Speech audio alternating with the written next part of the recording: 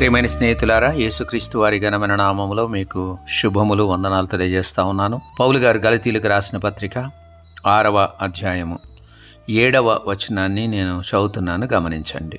మోసపోకుడి, దేవుడు వెక్కిరింపబడడు. మనుష్యుడు ఏమి విత్తునో ఆ పంటనే కోయును. ఈ మాటలు నూతన నిబంధనలో కూడా మనము చదవటం అనేటువంటిది కొంత ఆశ్చర్యాన్ని కలిగిస్తుంది. ఎందుకంటే మనుష్యుడు ఏ పంట విత్తుతాడో ఆ పంటనే మనం కోస్తాం. ఒకవేళ గోధుమలను విత్తితే గోధుమలు అనేటువంటి పంటను మనం కోస్తాం. ఒకవేళ జొన్నలు విత్తితే జొన్నలు అనేటువంటి పంటనే మనం కోసేటువంటి అవకాశం ఉంటుంది. అంతేకాని వేరే పంటను కోసేటువంటి అవకాశాలు మనకు ఉండవన్న వాస్తవాన్ని మనం ఎప్పుడు గుర్తుపెట్టుకోవాలి. కాబట్టి మనం దేనిని విత్తుతున్నామో అది మనం జ్ఞాపకం చేసుకోవాలి. సామెతల గ్రంథం 11వ అధ్యాయము 17వ వచనంలో వ్రాయబడిన మాటను మీ గమనానికి తెస్తాను. దయగలవాడు తనకే మేలు చేసుకొనును, క్రూరుడు తన శరీరమునకు బాధ తెచ్చుకొనును.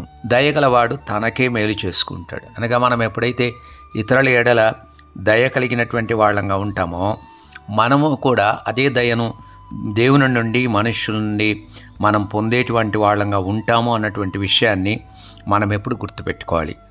సామెతలు 11వ అధ్యాయం 25వ వచనంలో రాయబడిన మాటను కూడా మీరు గమనించండి. ఔదార్యం గల వారు పుష్టి నొందుదురు, నీళ్లు పోయే వారికి నీళ్లు పోయబడును. మనం నీళ్లు పోసే వాళ్ళంగా ఉంటే, అనగా ఇతరులకు మేలు చేసే వాళ్ళంగా ఉంటే మనకు కూడా అదే నీటిని మనం పొందేటువంటి వాళ్ళంగా, అదే దయను మరలా మనం రిటర్న్లో పొందేటువంటి వాళ్ళంగా ఉంటాం. చాలా పర్యాలు నేను ఎందుకు ఇతరుల యొక్క దయను సంపాదించుకోలేకపోతున్నాను, ఇతరులు నా ఎడల ఎందుకు ఫేవరబుల్గా ఉండలేకపోతున్నారని చాలాసార్లు మనం అనుకోవచ్చు. ఒకవేళ నీవు ఇతరుల ఎడల దయ కలిగిన వాడవుగా ఉంటే ఇతరులు కూడా నీ ఎడల దయ చూపించగలిగినటువంటి పరిస్థితిని దేవుడిస్తాడు. మనం ఇతరులకు మేలు చేస్తే మనకు మేలు చేసేటువంటి వారిని దేవుడు సిద్ధం చేస్తాడన్న విషయాన్ని మనం గుర్తుపెట్టుకోవాలి. సమూయేలు 2వ గ్రంథము 22వ అధ్యాయంలో 26వ వచనంలో రాయబడిన మాటను మీ గమనాన్ని తెస్తాను.